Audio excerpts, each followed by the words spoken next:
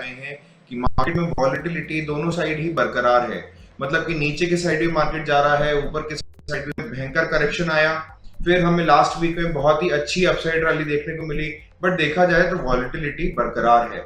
और ये हम आपको सितंबर महीने की शुरुआत से आपको ये बात समझाते आ रहे हैं, बताते आ रहे हैं। और दोस्तों हमें लगता है कि आने वाले समय में ये जो रैली या ये जो वॉलेटिलिटी आपको देखने को मिल रही है, ये काफी ज्यादा बढ़ के और वाइल्ड तरीके से सामने आएगी। जैसे कि आप सब जानते हैं कि यूएस के इलेक्शन आने वाले हैं, और ऐसे ही समय में हमें अभी रिसेंटली पता चला कि आने वाले जो इलेक्शन के रिजल्ट्स हैं और जो चीजें हैं, ये काफी भारी मात्रा में मार्केट को इम्पैक्ट कर रही हैं, और इसके कारण वॉलेटिलिटी पूरे ग्लोबल मार्केट में आई हुई है। और दोस्तों अब जो है आने वाले अनाउंसमेंट्स जो हैं व्हाइट हाउस की तरफ से और यूएस प्रेसिडेंट हाउस की तरफ से, वो सभी अनाउंसमेंट आने वाली वॉलेटिलिटी को हमें जताएंगे और बताएंगे कि वो मार्केट किस तरीके से आगे मूव होता है। दोस्तों इसके अलावा आप जानते हैं कि यूएस गवर्नमेंट एक दोबारा एक स्टिमुलस पैकेज को लेके आने की बातें कर रही थी, और अगर ये वाले पैकेज अगर जल्दी आते हैं समय रहते हुए तो ठीक है। अगर इसमें कुछ भी डिले होता है तो उसके कारण भी आपको मार्केट में प्रॉफिट बुकिंग और अपर लेवल से मार्केट करेक्ट होता हुआ दिखेगा। ग्लोबल मार्केट्स की मैं बात कर रहा हूँ। अब दोस्तों सबसे पहली बात की जो 15 नवंबर की जो डेट है हम आपको पहले से बताते आ रहे हैं, उस तारीख तक आपको ये वॉलेटिलिटी जो है वो कंटिन्यूड मिलेगी। तो हमें आप सबसे ही गुजारिश है और सबसे ही हम आपको एडवाइस करते आ रहे हैं काफी समय से कि बड़े कमिटमेंट्स ना करें, छोटी क्वांटिटी में ट्रेड करें। अभी इस समय अगर आप शॉर्ट टर्म प्लेयर्स हैं और शॉर्ट टर्म में कोई भी ट्रेड करते हैं तो उसमें स्टॉप लॉस का जरूर ध्यान रखें, स्ट्रिक्टली स्टॉप लॉस को फॉलो करें। ये सब चीजें हम आपको काफी समय से बताते आ रहे हैं, वो सिर्फ और सिर्फ कैपिटल प्रोटेक्शन, जो कि आप ही का कैपिटल है, आप ही की वेल्थ है, उसको बचाने के लिए हम बात करते आ रहे हैं। और यही कैपिटल प्रोटेक्शन आपको अभी अटमोस्ट प्रायोरिटी पे रखना चाहिए।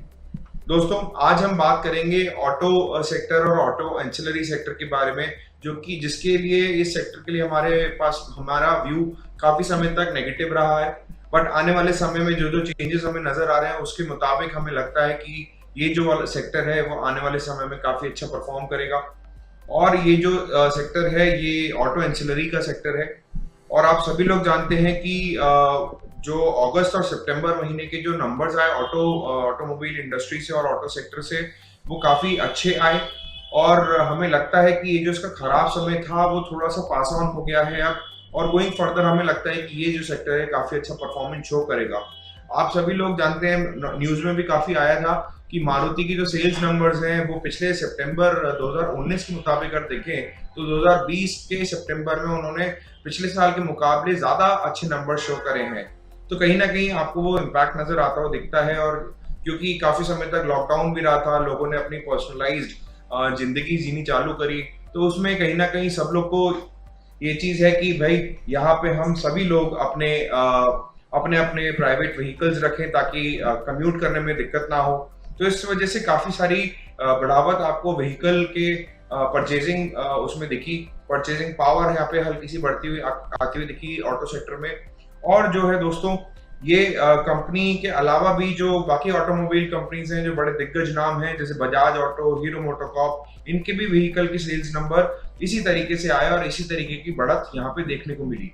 तो दोस्तों कहने का मतलब ये है कि ऑटो सेक्टर जहां की पिछले सितंबर 2019 के मुकाबले हम सितंबर 2020 में जो नंबर्स देखे हैं उसमें काफी अच्छा हमने बढ़ाव देखा है, और हमें लगता है कि आने वाले समय में ये और भी बढ़ के आएगा। देखिए फेस्टिवल सीजन भी आ रहा है, धनतेरस और दिवाली जैसे जो दिन होते हैं उन सब में हमें पता है कि ज्यादा सेल्स नंबर ऑटो साइड से आती ही है। तो कहीं ना कहीं सितंबर मंथ जो कि अच्छा निकला है, आने वाला अक्टूबर नवंबर मंथ भी इसी सेक्टर के काफी अच्छे निकलेंगे। अब चूंकि आप जानते हैं कि कमर्शियल साइड अगर हम व्हीकल का देखें तो वो इस समय में उतना बढ़ के उतर के नहीं आ पाया, इंडस्ट्रीज काफी ज्यादा लॉस में थी, और जो मैन्युफैक्चरिंग यूनिट्स है वहां से भी सप्लाई बंद था, डिमांड ऑल्दो थी, बट क्योंकि लॉकडाउन इम्पोज था हमारे पूरे हिंदुस्तान में, भारत में, तो उसके चक्कर में वो चीजें उभर के नहीं आ पाए। और आज भी कमर्शियल साइड से हम देखें ऑटो सेक्टर में तो उतना पार्टिसिपेशन नहीं है जितना कि रिटेल साइड से और जो अपने प्राइवेट व्हीकल्स के लिए आया है। बट आने वाले समय में जैसे जैसे स्थितियां अनलॉक की आगे बढ़ती हैं और जैसे जैसे ये सिचुएशन से, हेल्थ पैंडेमिक से हम बाहर निकलते हैं, तो आप देखेंगे कि वहां पे भी कमर्शियल साइड में भी आपको बहुत ही अच्छे नंबर्स आते हुए दिखेंगे। तो दोस्तों ये जानकारी के अलावा एक और स्क्रैपेज पॉलिसी जो कि गवर्नमेंट लेके आने वाली थी, तो स्क्रैपेज पॉलिसी की जो स्टोरी है वो गवर्नमेंट ऑफ इंडिया उस पर वर्क कर रही है और आने वाले समय में स्क्रैपेज पॉलिसी आपके सामने आएगी जो कि डायरेक्टली इंपैक्ट करेगी commercial side of auto industry. और हमने देखने को मिला है कि ऑटो सेक्टर जो है वो काफी बुरे समय से बीता है और आने वाले समय में बट ये फेज जो है ये क्रॉस होके ये अच्छा आएगा, उभर के आएगा। और जैसे कि बजाज ऑटो कंपनी है उसके मैनेजमेंट ने बताया कि सितंबर 2020 में इन्होंने सबसे ज्यादा नंबर सेल्स के रजिस्टर करे हैं और ऐसे ही वो लोग एक्सपेक्ट भी कर रहे हैं अक्टूबर और नवंबर मंथ से।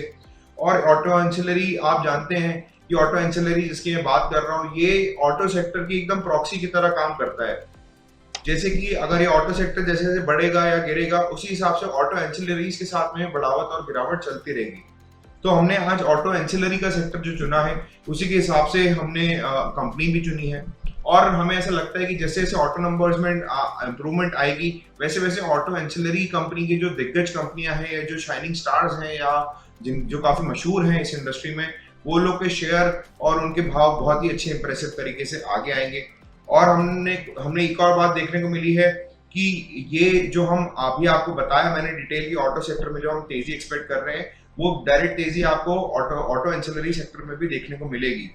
और ये जो कंपनीज थी जैसे Maruti, Bajaj Auto, Hero MotoCorp, इन सब ने जितनी अच्छी रैली दिखाई उतनी अच्छी रैली ऑटो एंसिलरी में अभी तक नहीं आई है बट आने वाले समय में हमें बिल्कुल एक्सपेक्टेड है कि ये सब होगा और ऑटो एंसिलरी कंपनियां काफी शाइन करेंगी मार्केट में। सो फाइनली अब मैं डिस्कस करता हूं वो स्टॉक जो हमने इस सेक्टर से चुना है। और दोस्तों इस स्टॉक का नाम है सुंदरम फास्टनर्स लिमिटेड। तो ये सुंदरम फास्टनर्स लिमिटेड कौन है, क्या करती है, मैं उसके बारे में अब आपको जानकारी देता हूं। देखिए ये कंपनी जो है सुंदरम फास्टनर्स लिमिटेड ये टीवीएस ग्रुप की कंपनी है और ये बहुत ही ज्यादा फेमस है ऑटोमोटिव कंपोनेंट को मैन्युफैक्चरिंग करने के लिए जो कि ऑटोमोबाइल इंडस्ट्री में यूज होता है और मार्केट में बहुत ही प्रोमिनेंट नाम भी है इन लोग का बिजनेस में। हम सभी लोग टीवीएस को बहुत ही अच्छी तरीके से जानते हैं और चूंकि सुंदरम फास्टनर्स उतना ज्यादा टीवीएस की जितना मशहूर नाम नहीं है बट ये टीवीएस की ही कंपनी है दोस्तों। और ये जो है ये हिस्ट्री में आप जानते ही हैं टीवीएस ने बहुत ही अच्छा नाम बनाया है, बहुत ही अच्छी पकड़ बनाई है मार्केट में और इसकी जो हिस्ट्री है ऑल टुगेदर इस पूरी कंपनी की वो बहुत ही अच्छी है। दोस्तों ऑटोमोटिव कंपोनेंट में और प्रोमिनेंट नाम होने के चक्कर में ये इनकी बहुत सारी अलग अलग कंपनीज हैं जो कि अलग अलग डिविजन्स में काम करती है ऑटोमोबाइल से जुड़े हुए कामों में। जैसे कि मैं बात करूं आपको Excel India, Brakes India, Delphi TVS, Firestone TVS, आपका Harita Seating, India Japan Lightning, India Nippon Electricals, Nippon भी बहुत फेमस कंपनी है, Turbo Energy, Lucas TVS, TVS Motors, TVS Electricals और ये सारी कंपनियां इसी के अंडर फॉल करती हैं जहां पे सुंदरम फास्टनर्स लिमिटेड भी एक कंपनी का हिस्सा है। सो दोस्तों ये जो मैंने आपको लिस्ट बताई ये ऑटो और ऑटो एंसिलरी सेक्टर में से है और ये सारी की सारी जो कंपनियां हैं या जो हम सुंदरम फास्टनर के बारे में बात करें तो ये ऑटो एंसिलरी कंपनी है जिसमें बहुत ही अच्छा रेप्यूटेड नाम अपना इस सेक्टर में बना चुकी है और हम काफी समय से इसको देखते भी आ रहे हैं। और ये कंपनी सिर्फ ऑटो सेक्टर के अलावा भी ये बहुत सारे और भी प्रोडक्ट्स में डील करती है जो कि कंपोनेंट बनाती है मिल्स, विंड मिल्स के लिए, इंफ्रास्ट्रक्चर के लिए, एविएशन में काम आने वाले प्रोडक्ट्स बनाती है। तो ये ओवर एंड ओवर कंपनी की जो मैं आपको डिटेलिंग दे रहा हूँ ये काफी वास्ट है, काफी बड़ी है ये कंपनी। और दोस्तों इसमें जो प्रमोटर की होल्डिंग है वो करीबन 49.53% है। इसके अलावा म्यूचुअल फंड हाउसेज की भी इसमें होल्डिंग है, करीबन 11.17% की होल्डिंग है इस कंपनी में। और जो AIF होता है वो AI 0.18% का स्टेक होल्ड करते हैं, FPI जो है 8.94% का स्टेक होल्ड करती है।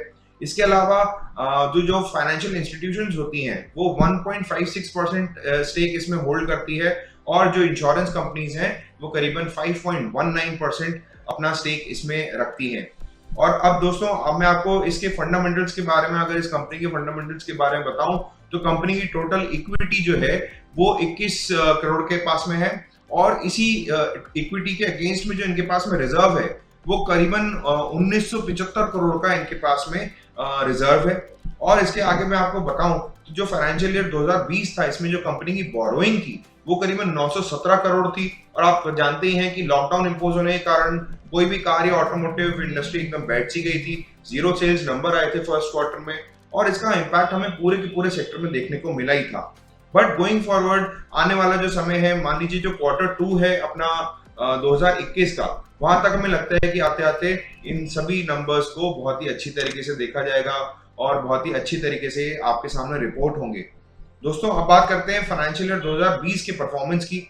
तो दोस्तों टोटल सेल्स जो है वो 3723 मतलब 3723 करोड़ रुपए की इनकी टोटल सेल्स घोषित हुई थी।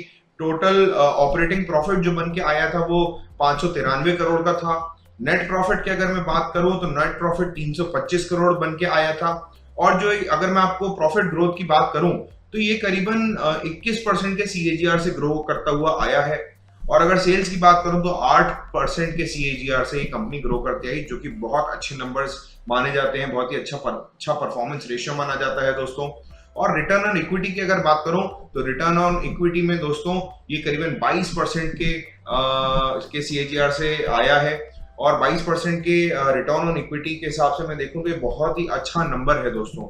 अब इसमें अगर मैं पी अगर देखूं तो ये ऑल्दो पी मल्टीपल अगर आप देखेंगे तो थोड़ा सा हेवियर साइड आपको दिखेगा, थोड़ा सा ओवर वैल्यूड लगेगा।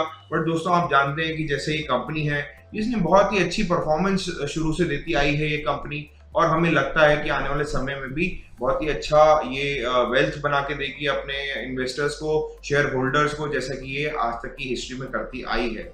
और दोस्तों इसके आगे मैं अगर बात करूं तो हमें ऐसा लगता है कि ऑटो एंसिलरी जो है वो बिल्कुल ग्रेजुअली धीरे धीरे शाइनिंग सेक्टर बनेगा।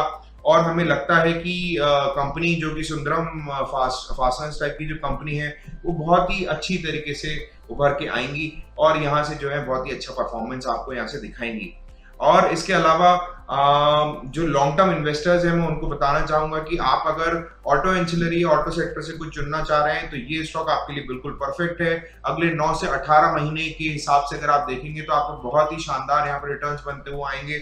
और एक और बात दोस्तों, टेक्निकली अगर बात करें तो ये जो स्टॉक है ये अक्टूबर 2018 में जो 200 डेली मूविंग एवरेज जो होता है 200 DA में, हम जो भी टेक्निकल बैकग्राउंड जानते हैं वो समझ पाएंगे कि ये जो स्टॉक है ये अक्टूबर 2018 में 200 दिन की जो डेली मूविंग एवरेज रहता है उसके नीचे गया और उसके बाद में काफी समय तक ये नीचे ही रहा 200 DA के।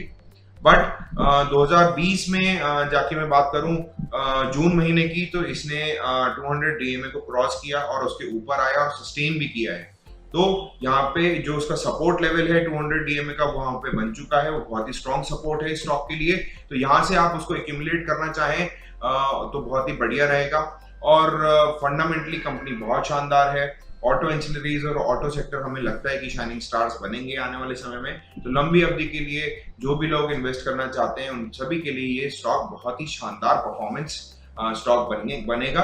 आप सभी लोग को अपने पोर्टफोलियो में इसको इंक्लूड करके चलना चाहिए। तो दोस्तों ये था हमारा weekly video stock and series और मार्केट आउटलुक इक्विटी 99 की तरफ से। मैं आप सभी के लिए आशा करूंगा कि आप सभी लोग बहुत ही स्वस्थ रहें, अच्छे रहें, अपने परिवार के साथ में अच्छा समय बिताएं, अच्छा खाएं, अच्छा जिएं और धीरे धीरे इन्वेस्टमेंट करके बहुत ही अच्छे पैसे बनाएं। हमारा साथ आप लोग पूरे टाइम देते रहें और इक्विटी 99 के चैनल को और बढ़ाने की कोशिश करें। और अगर ये YouTube पे आप वीडियो देख रहे हैं और अगर आपको अच्छा लग रहा है तो आप प्लीज हमें लाइक सब्सक्राइब भी करें या जहाँ और नोटिफिकेशन पाने के लिए आप हमें बेल का आइकन का भी इस्तेमाल करें ताकि आपको ये जब भी हम इस टाइप के वीडियोस बनाएं तो आप उन वीडियो को तुरंत देख पाएं। सो लास्ट में बस आप सभी लोग को थैंक यू बोलना चाहूंगा। Rahul Sharma this side from equity 99। Have a great weekend. Thank you.